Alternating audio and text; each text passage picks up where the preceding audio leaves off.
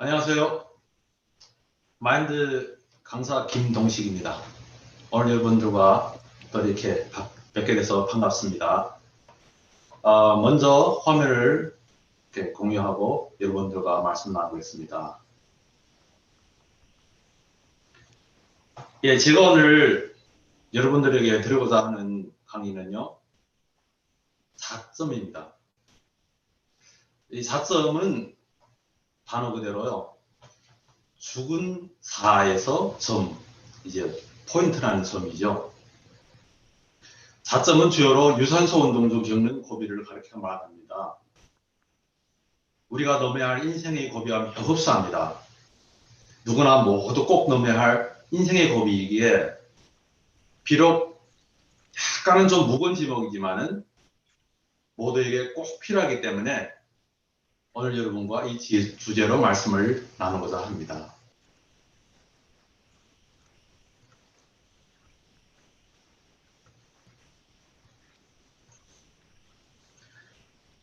유산소 운동 중 대표적인 것이요, 마라톤과 등산입니다.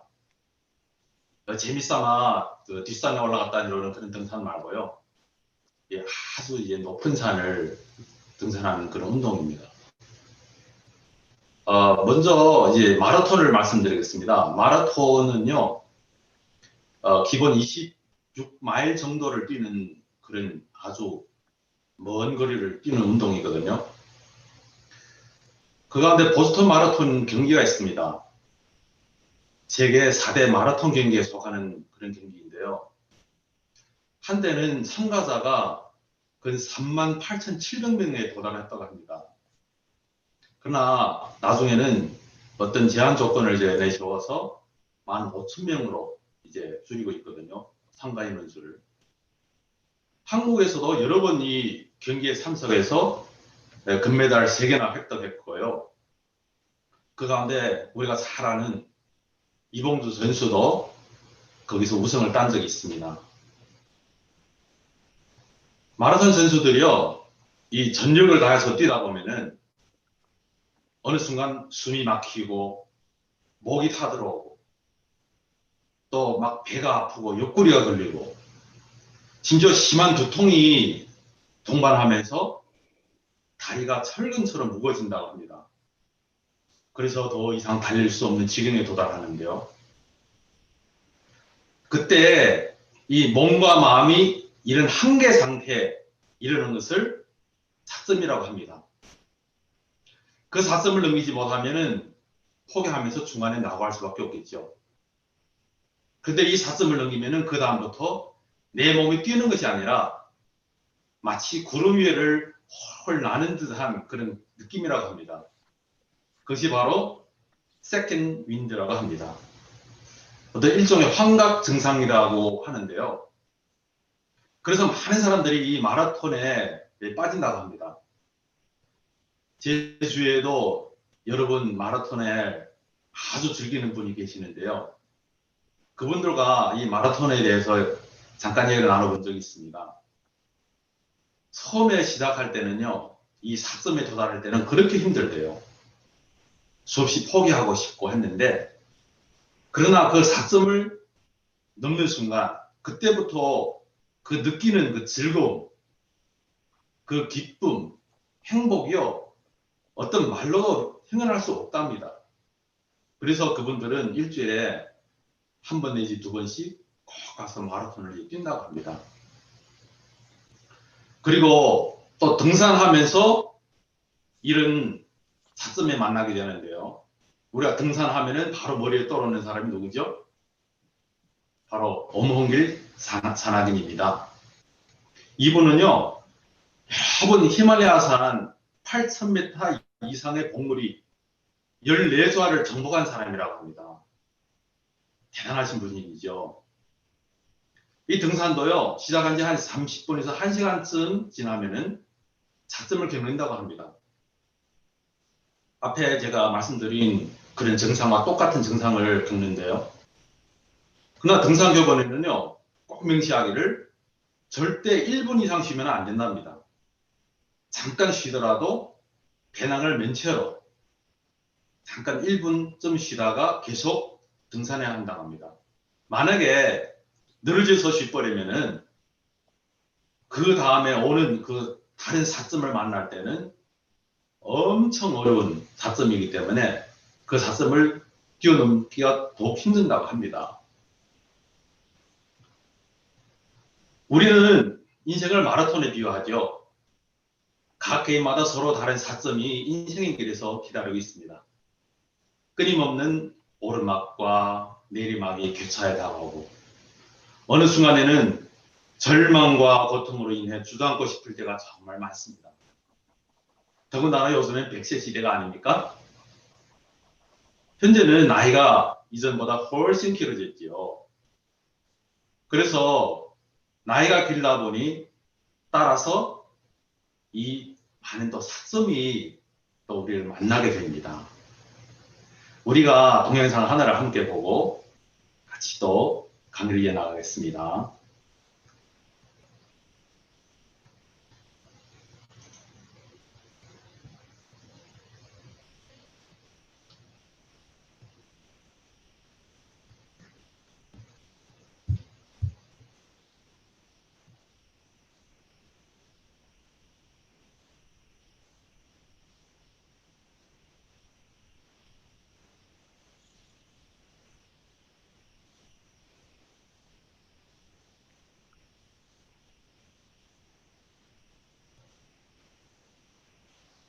이 동영상은요, 수십 배 빠른 속도로 이 나비가 이제 콧 구멍을 빠져나오는 그 장면을 찍은 이 동영상입니다. 어느 날 곤충학자 찰스 코만 여사라는 분이 계시는데요. 이분이 정원에서 거닐다가 이 나비가 작은 콧구멍을 몸부림을 치면서 뚫고 나오는 것을 발견했습니다. 그래서 몇 시간을 기다렸지만은 그 나비는 여전히 그 구멍을 빠져나오지 못하고 있었습니다. 이러다가는 영영 나오지 못할 것 같은 생각이 들어서 이 여사님은 가위를 가져다가 그 구멍을 조금 잘라줬어요. 그러니까 이 나비는 쉽게 고치구멍을 빠져나오게 되었습니다. 나비는 아주 작은 몸통에 찌부러진 상태의 가늘픈 날개를 가지고 있습니다. 그래서 이 날개를 활짝 펴고 이제 날개를 이제 바라보고 있었는데요.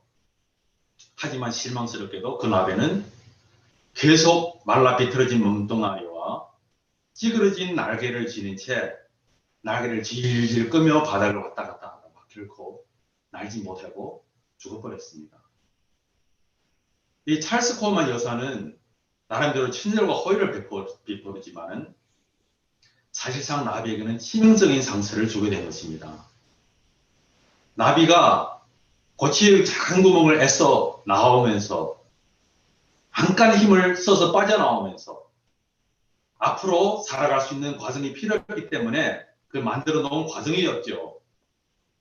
나비가 구멍을 나올 때 그 힘을 쓰고 나오고자 할 때 애쓰는 동안 그 몸통에 있는 액체가 나와 날개를 적셔주고 그러면서 이 날개에 힘을 얻고 날게 되는 것이죠.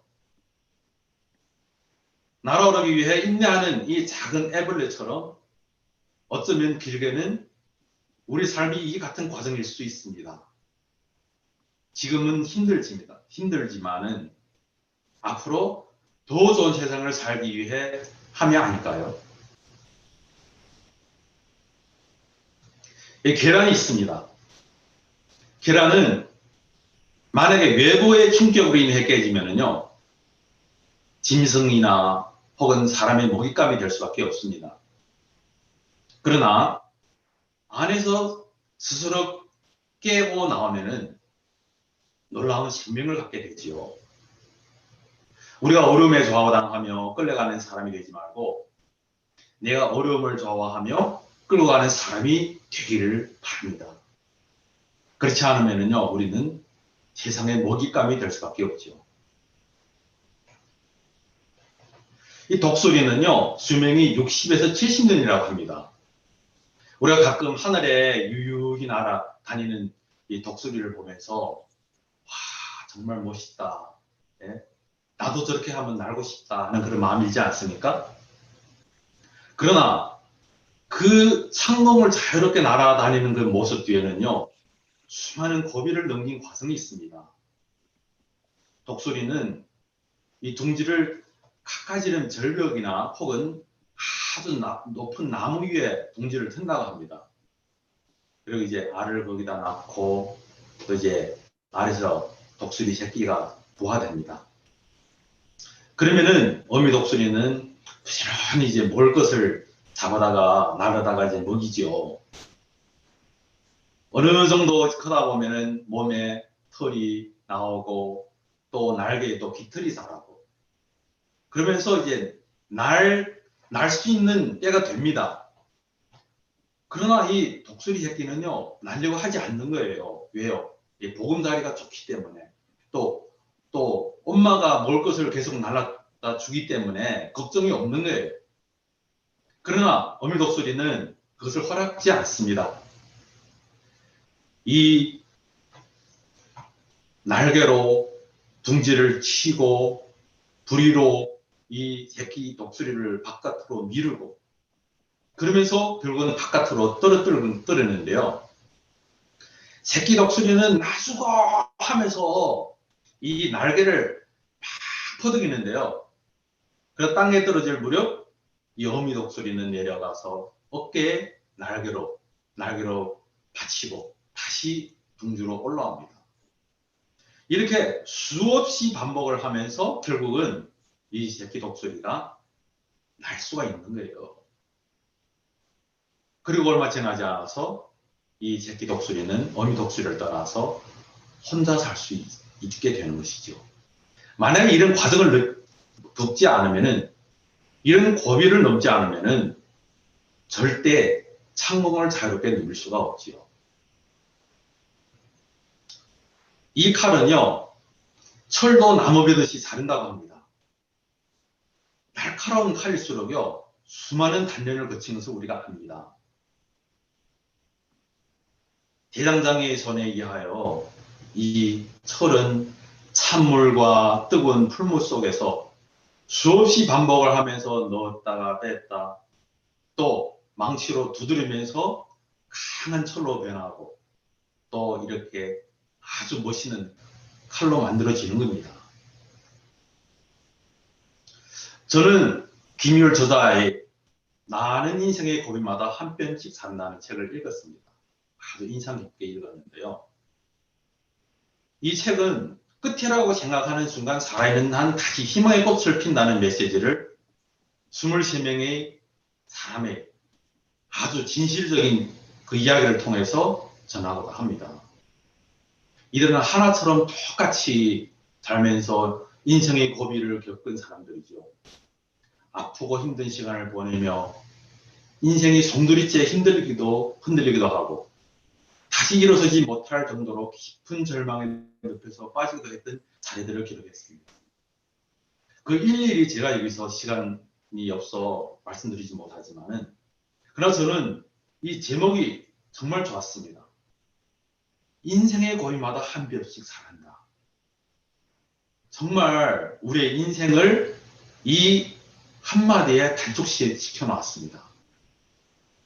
우리가 나무를 자른 후에 그 한 줄 한 줄의 나무 나이테를 보면은 이 나무가 춘화 추동을 겪으면서 그 자란 것을 우리가 볼 수가 있습니다.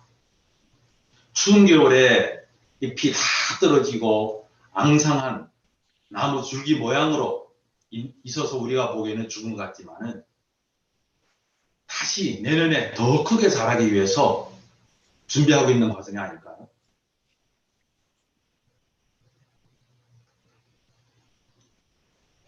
우리가 병을 고치려면은 우선 진단을 통해서 정확한 병명을 알아야 처방을 내립니다. 그러면 지금 내가 어떤 위치에 처하고 있는지, 내가 지금 사점에 있는지, 이것도 우리 진단을 통해서 정확하게 발견할 수가 있고요. 그래야 우리가 또 대처할 방법을 지을 수가 있습니다. 이 사점의 특징은요. 첫째, 더 이상 하기 싫습니다. 지금까지는 그래도 해왔는데 하기 싫은 마음이 일어나는 거예요. 더 이상 이 일을 끝내고 싶은 마음이 일어나는 거예요. 이것이 첫째고요. 다음으로는요.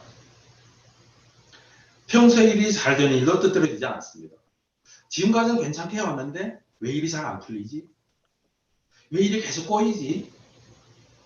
이것이 두 번째 특징이고요. 또 하나는 이제 무엇을 일을 하려고 잘 해보려고 하는데 잡생각이 계속 나는 거예요. 다시 말해 집중이 안 되는 것이죠. 그만큼 일이 힘들다는 겁니다. 그 다음은 힘들고 지친 마음에서 벗어나고 싶은 마음.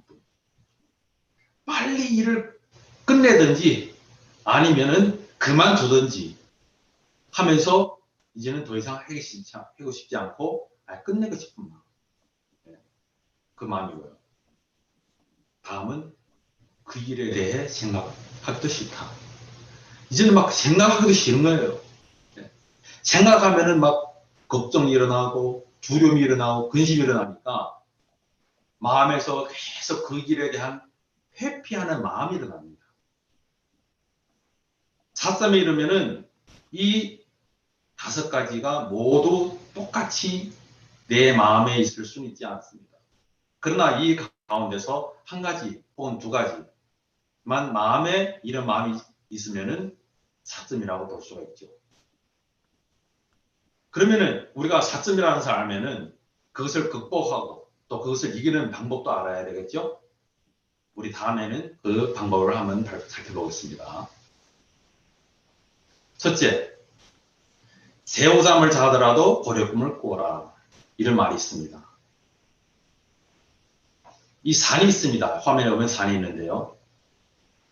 우리가 이스턴피트 산중턱에 오르려고 할 때 내 마음에 이 4000피트 산 꼭대기에 목표를 두고 오르면은요.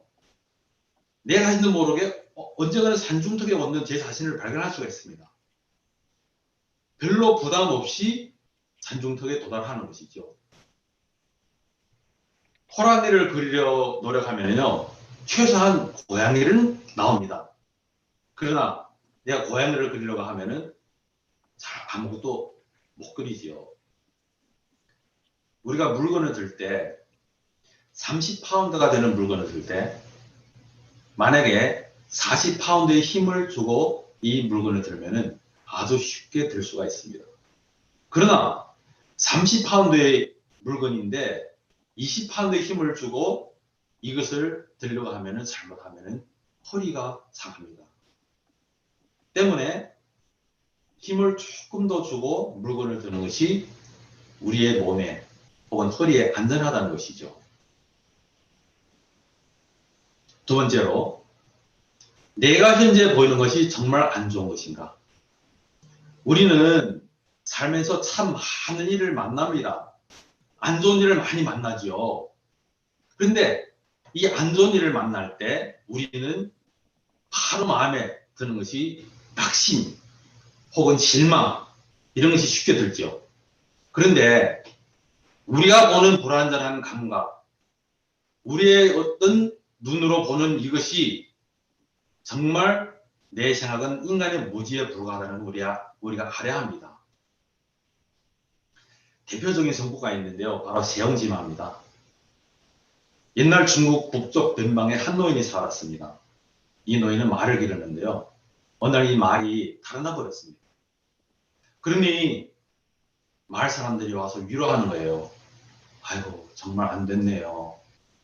그런데 이 노인은 오히려 이것이 복이 될지 누가 알겠어. 이렇게 대답하는 거예요. 몇 달이 지나서 어느 날 그 도망간 말이 또 다른 한 말을 같이 데리고 왔어요. 그러니까 옆에서 마을 사람들이 막 또 축하를 해주는 거예요. 그런데 이 노인의 아들이 말을 훈련시키려고 말을 탔다가 떨어지는 바람에, 낭망하는 바람에 다리가 불러졌어요. 그러니까 또 마을 사람들이 또 와서 아이고 정말 안 됐다 막 위로를 해주는 거예요. 이놈이 또 이렇게 또 이야기하는 거예요. 이것이 복이 될지 화가 될지 누가 알겠어.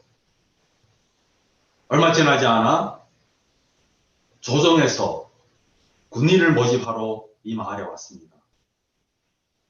대부분 젊은 청년들이 다 이제 모집 징집이 되어서 변방의 전쟁으로 나가는데요. 유독 이 아들만 다리가 굵기 때문에 나가지 않았습니다. 그 전쟁에 나간 모든 젊은이들은 다 죽게 되었고요. 오직 이 아들만 죽음을 면하게 되었습니다.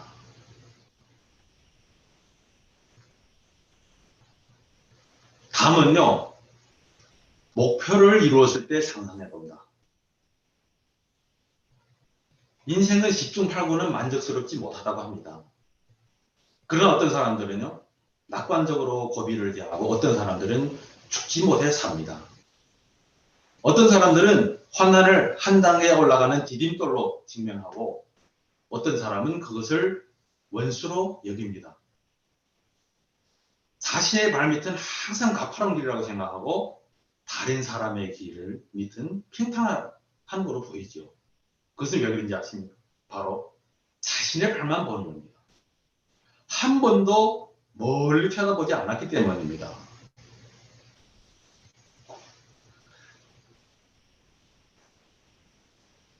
제가 학교 다닐 때 일인데요. 저는 체육 전문 학원을 다녔습니다. 저는 무술 전문을 배웠는데요. 학교 다닐 때. 네, 한 번은 이제 학교에서 이 경기 시합이 있었습니다. 이 경기가 3라운드인데요. 그때가 제가 20살쯤 됐습니다. 여러분 여기 화면에 보이는 것처럼 바로 여기 있는 것이 제 사진입니다. 그 전에 이 경기를 위해서 제가 준비를 많이 했죠. 네, 그러나 그날 이제 경기하는데 첫 라운드가 5분인데 제가 그 첫 라운드를 끝내는 그 순간 정말 마음과 제 신체에 사슴이 왔습니다. 그 자리에 누워서 더 이상 경기에 참가하기 싫은 거예요. 그런데 그때 옆에 동기들이 와서 막 이제 응원을 해주고 격려해주고 그때 또 제가 왜 여기에 왔지, 내가 왜 이 경기를 하지 하면서 제가 그때 가지고 있던 앞날의 목표를 제가 생각했습니다. 다시 힘을 얻어서 일어나서 그 경기를 마쳤는데요. 저는 2등을 하는 우수한 성적을 따냈습니다. 자신에게 동기를 부여하는 또 다른 좋은 방법으로는요, 목표를 이뤘을 때 자기가 어떤 모습일지를 생각해 보는 겁니다. 목표를 달성하는 과정에서 자기 모습을 상상하고 또 그 목표를 달성하는 것이 어떤 의미인지 스스로에 상기시키는 것은 물론 의욕을 유지하게 하고 강하게 해주지요. 다음으로는 주변 사람들에게 겸손하게 조언을 부탁합니다. 우리가 이 어려운 고비에 만날 때 먼저 우리 개개인의 사고와 판단 능력이 거의 정지된 상태에 머뭅니다. 이 상황에서 내가 스스로 결정을 하면은, 스스로 생각하고 판단하고 결정을 하면은 큰 화를 불러올 수가 있겠죠. 세상에서 장기를 제일 잘 두는 사람은 바로 혼수라고 합니다. 왜냐하면 옆에 있는 사람이 더 잘 보이기 때문이죠. 제게 아들이 셋이 있는데요. 제 큰 아들이 대학을 졸업한 후 6개월 동안 직장을 찾지 못해서 어려워하고 있었습니다. 제가 하는 일은 타주에 나가서 오랫동안 있는 그런 직업이기 때문에 자주 아들과 소통을 하지 못했습니다. 그런 와중에 어느 날 제가 비행기를 타고 집으로 돌아오는데 제 큰아들이 공항에서 저를 마주 나왔습니다. 얼굴 기색을 보니까 아주 안 좋은 거예요. 그래서 공항에서 집에까지 오는 시간이 50분에서 1시간쯤 걸렸는데요. 이 차 안에서 이야기를 나눴습니다. 저는 아들에게 성경에서 나오는 요셉의 일생을 이야기해 주었습니다. 이 요셉은 형들에게 팔리고 또 감옥에 가면서 참 많은 어려움을 마음에서 겪었죠. 그런데 요셉이 이런 어려움을 겪지 않으면은 절대 애굽의 총리가 될 수가 없고, 또 설사 총리가 됐을지라도 전 애굽을 다스릴 수 있는 그런 마음의 세계가 형성되지 않았지요. 그래서 다스릴 수가 없습니다. 그렇기 때문에 그때 당시 요셉에게는 어려운 것 같지만은 아주 어려운 고비 있지만 총리가 돼서 돌이켜보면은 꼭 필요한 과정이었죠. 아들아, 네가 지금 어려워하는 것은 좋은 것이야. 너희 동창들이, 친구들이 아마 좋은 직장을 찾고 지금 다닐 수가 있어. 절대 부러워하지 마. 왜냐하면은 그 사람들의 마음에는 이런 마음을 세계를 얻을 수가 없어.